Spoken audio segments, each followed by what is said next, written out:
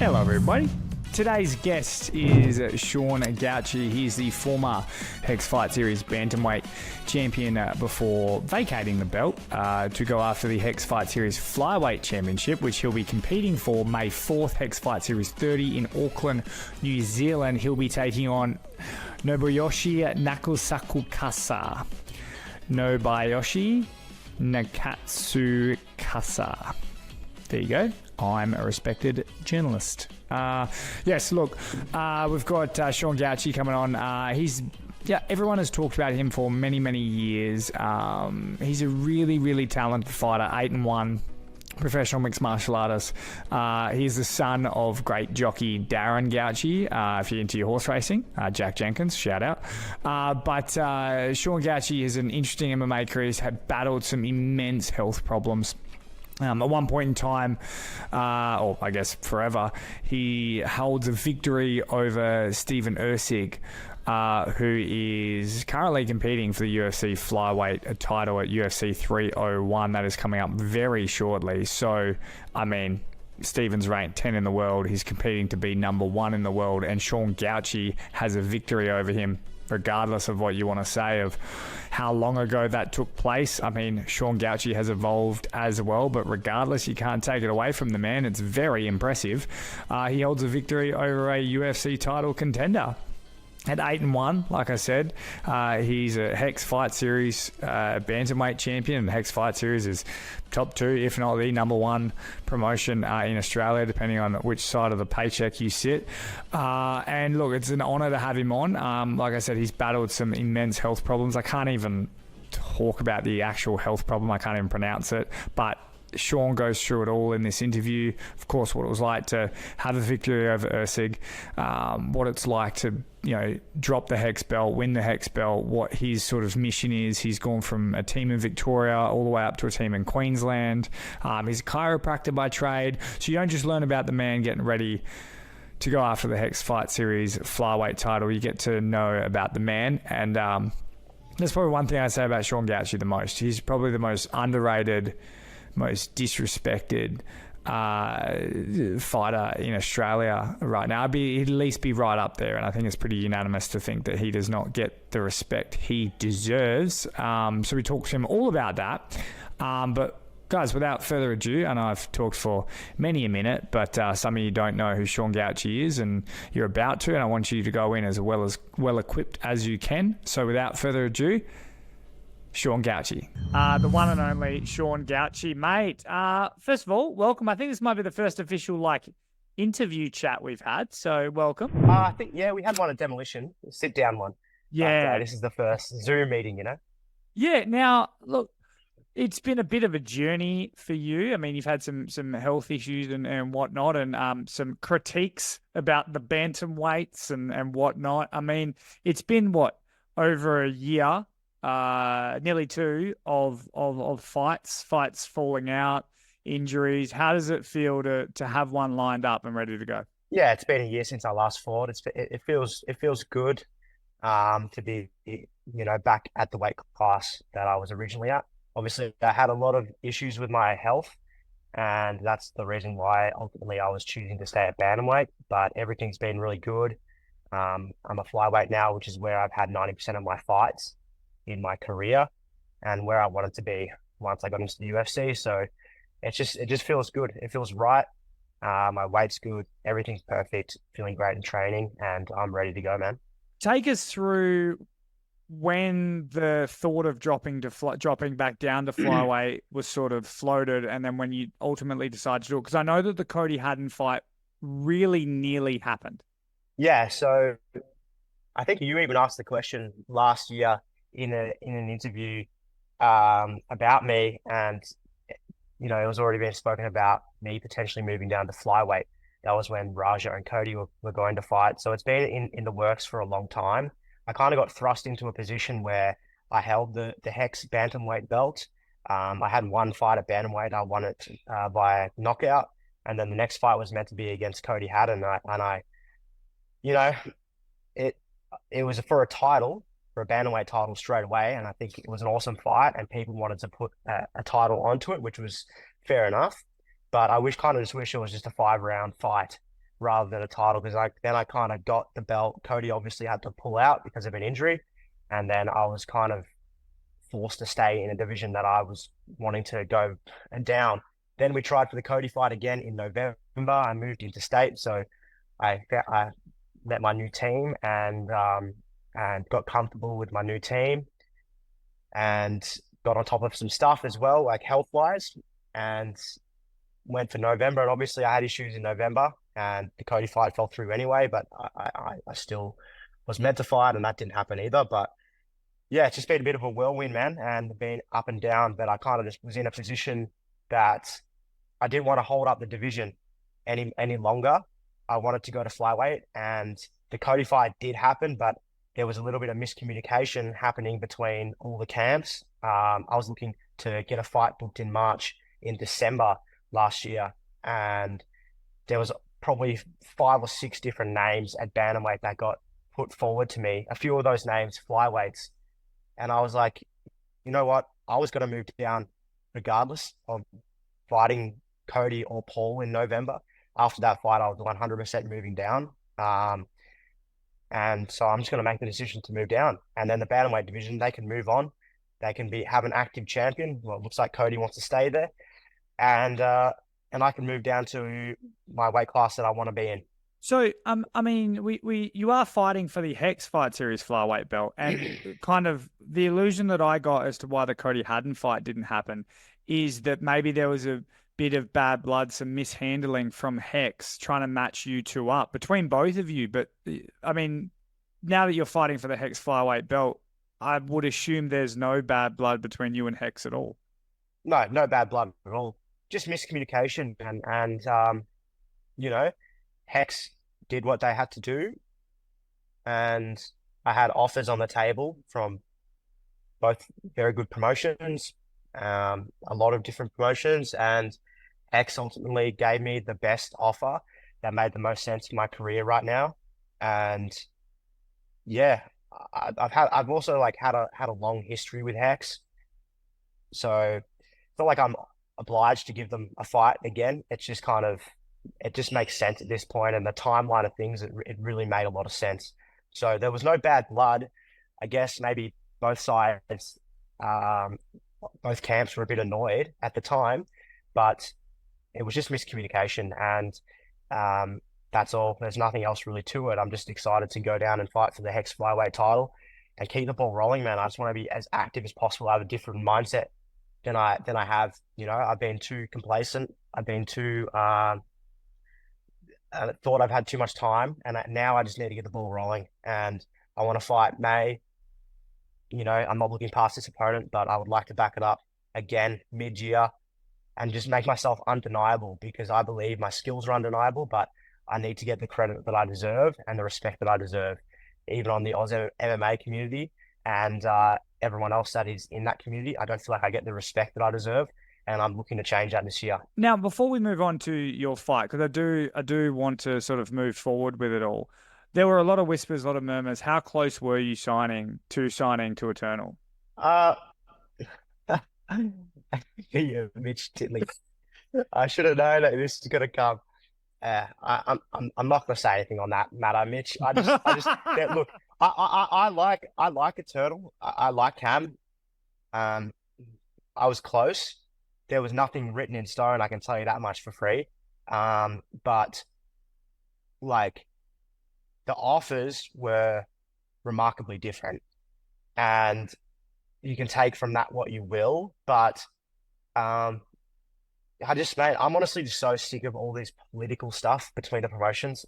It's so tiring to hear about Eternal this, Hex that. They're both fantastic promotions. In my opinion, they need to start feeding off of each other and stop trying to compete with each other so competitively. Like, they should let the fighters just fight whoever and whenever. So I should be able to go fight Drillich, or he should just be able to come fight me. It shouldn't be this thing like you either fight here or nowhere, or there or nowhere. Or we should just do a cross promotion. That would be, imagine how awesome that would be. It's like Ryzen. I think they've done that with Bellator on their New Year's Eve events when they do Bellator versus Ryzen. It should just be like that. Man, I'm a bit tired of the whole Eternal and Aussie MMA political stuff at the moment, and Hex. So I just stay out of it. And whatever is the best offer for Sean Gauci, that's the best offer. And that's the decision I made in the end. And it's no disrespect to either promotion.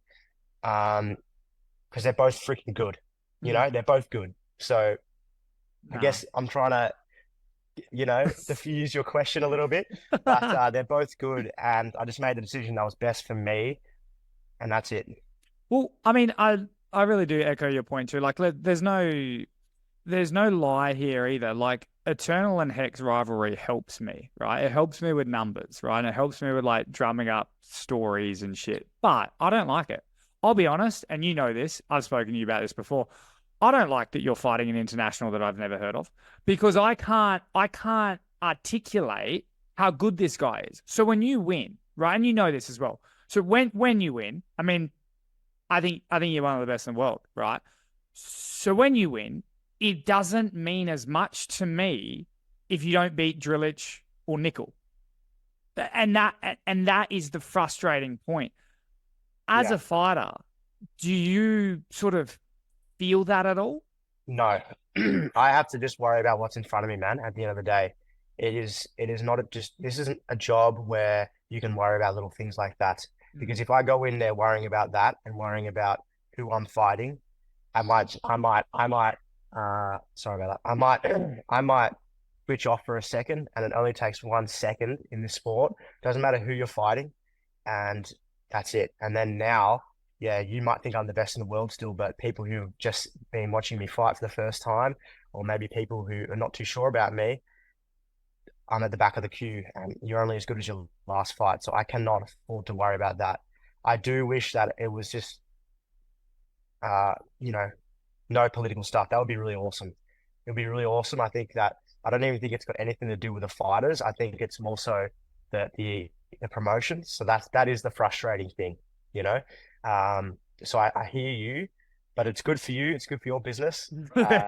But it is a little bit frustrating from a fan's perspective. That's why I think people are really excited about, me, Cody, and then, other fights that Hex are making. They are good, but this people don't know about this guy, but he's had more experience than me. He's fought on bigger promotions than I have. He's fought on Ryzen. He's got 100% finish rate. He's dangerous, and I think that just a little bit of research, and you can see that. But I hear your point loud and clear. It's just that's the way it is right now, and I'm not ultimately, Mitch. To be honest, I'm not worried about fighting these guys. Right, I'm comparing myself to the best people in the world. I'm comparing myself to the people that are fighting for the belt. That's who I'm comparing myself to. I'm not comparing myself to other regional guys. And I think Drillich, I think Nickel, I think they're all on the same trajectory as well. They're worried about themselves. So I'm not going to get myself twisted up in, I'm not fighting Drillich, so I'm not number one. I don't care. Whoever the UFC sees and whoever UFC feels is the best is going to get signed. So that's reality. Well, it's close to, a month's time or whatnot. If all things go the right way, you might have a victory over the guy who is the number one fighter in the world. How does that sort of feel to have a Steven Erceg on your resume? Well, it feels good, man. I mean, it's aged really well. I guess it's aged really well, so I can't complain about it. I don't look at that fight though and pat myself on the back about it and go, oh, that's my claim to fame now. I've beaten Steven Erceg. I don't want people to know me for the guy that beat Steven Erceg once when Steven was young in his career. That's not what I want. I want people to know me for being the best fighter in the world, and that's where I'm going. That's why I've made the decision to go to flyweight. That's why I'm sacrificing so much right now doing this. And that's my goal. It's different if I build myself up, win this, get into the UFC, climb the ranks, and then beat him again. Well, then that's something I'm going to pat myself on the back about. But right now, he's done the work to get where he is, and I'm still in this position. So I've got to claw my way back up. That's it.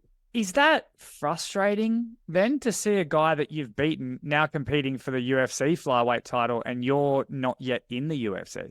Look, man, like we're human beings. You're gonna feel those feelings, you know, of jealousy or envy or this, oh, that should be me. But you can't take credit away from Steven. He's put in the miles, he's put in the work. He was he, I was out. Life hit me with some weird shit, and I literally, and I was out, and he made the most of that time, and he was killing it. So yeah, at first, it's hard not to be a fighter and be competitive and be emotional and be, you know, why me? Why not? Blah, blah, blah. But now looking at it, I'm just happy for Steven because the guy's worked hard, man. You can't take that away from him. And he's taken no easy path as well. He's fought the who's who. He's gone up a division. He's done this, done that. So I'm really happy for him. And I guess I find myself looking forward to cheering for him when he fights.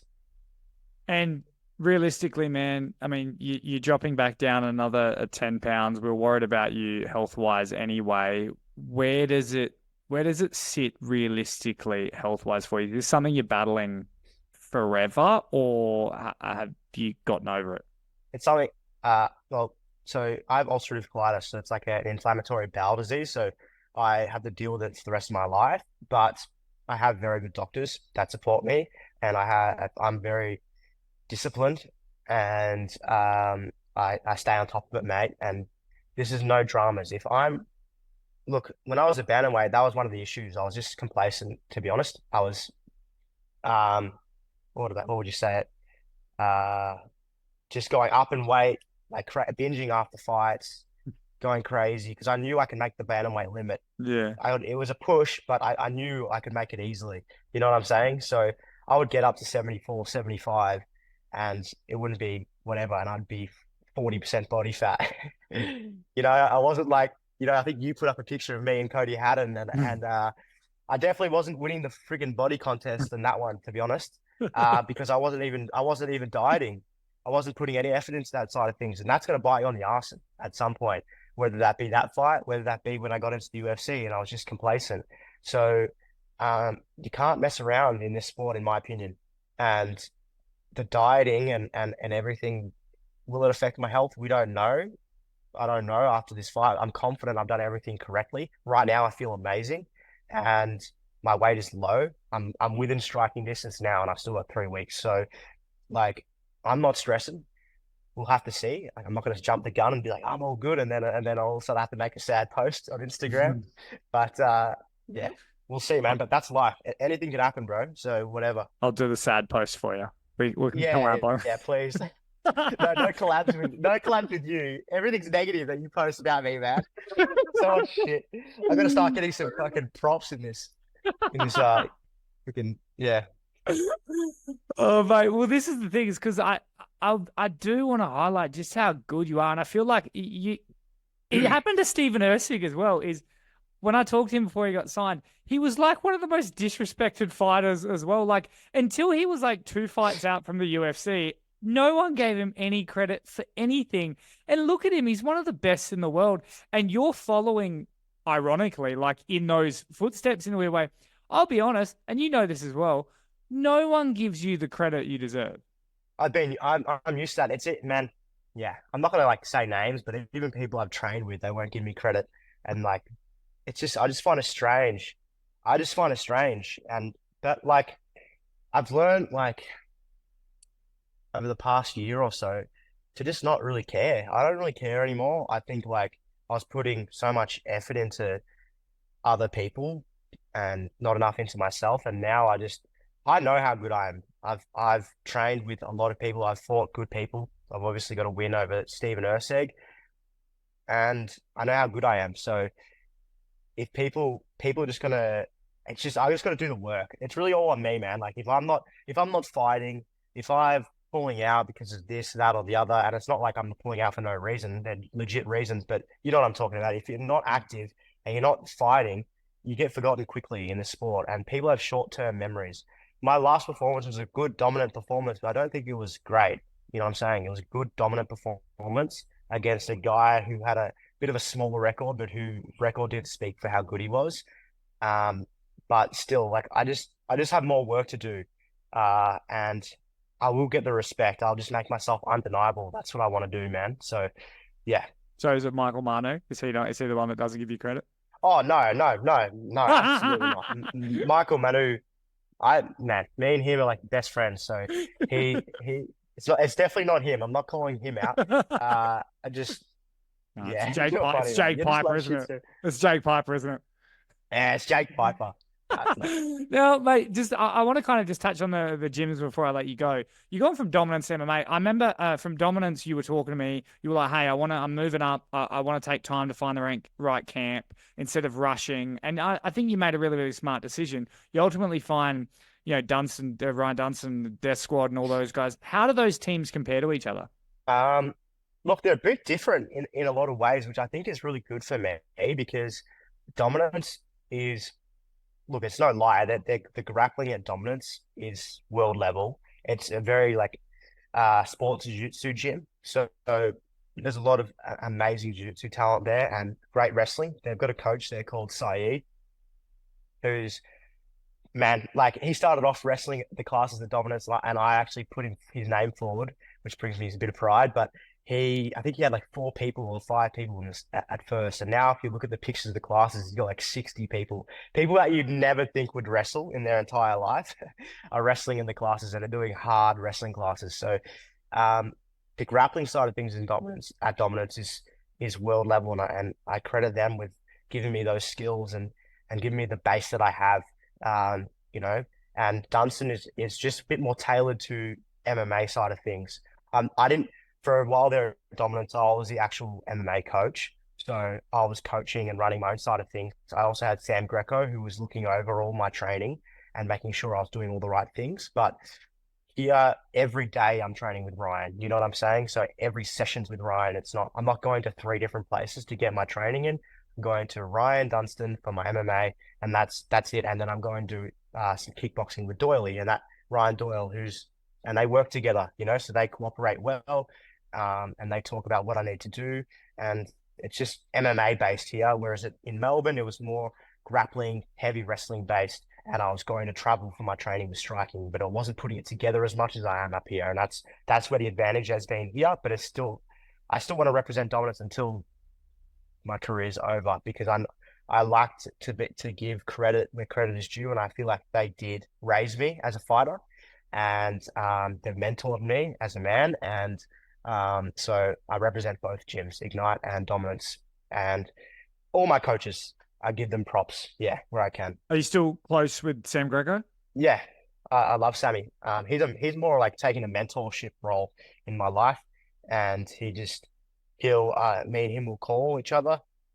Anytime I'm in Melbourne as well, I'll train with him, of course. But he's more just for this, and that's why I went with him in the first place. It was nothing. Like, my skills have always been good, but this is what I've been working on, and so that's what he does now. And 2 more, mate, before I let you go. What would you be doing Course. if you weren't doing mixed martial arts? So I have a degree in chiropractic, so I work as a chiropractor as well as training MMA. So cracking And necks, so I'd be doing cracking that. necks, always in joints. Yeah, yeah, yeah. So yeah, that's what I'd be doing if I wasn't fighting, and I'd be coaching as well. I love this sport, man. So pretty hard to get me away from the gym. So I'd be doing those 2 things, bro. Yeah. Why'd you get into it? Chiropractic. I mean, yeah, both Chiro and MMA. What made you do both of those? Oh, so I'll talk about MMA first. I was a good little footballer, believe it or not. AFL rules. I know I don't have the stature, but back in the day, pre-puberty, when everyone was my size, I was actually a pretty good footballer, and I wanted to play in the AFL, and I was pretty going hard at it, but I got too small, and I wanted to do something like in my off season that would keep me fit and get me a bit stronger, because I didn't like weightlifting. So one of my friends got me to come down to Dominance and try some Muay Thai. From there, I just saw Jiu-Jitsu, and I think I rolled one of the teams. I did a teens Jiu-Jitsu class, and like got absolutely mollywopped by this 40-kilo teen, and I was like, thought I was a badass. And then so I was like, okay, I'm going to do this now. And then a coach called Trail Dow, he was coaching in the MMA class, and he saw me. I was trying MMA, and I guess I was just a bit like seeking a bit of validation, and rocking up, doing the work, trying hard.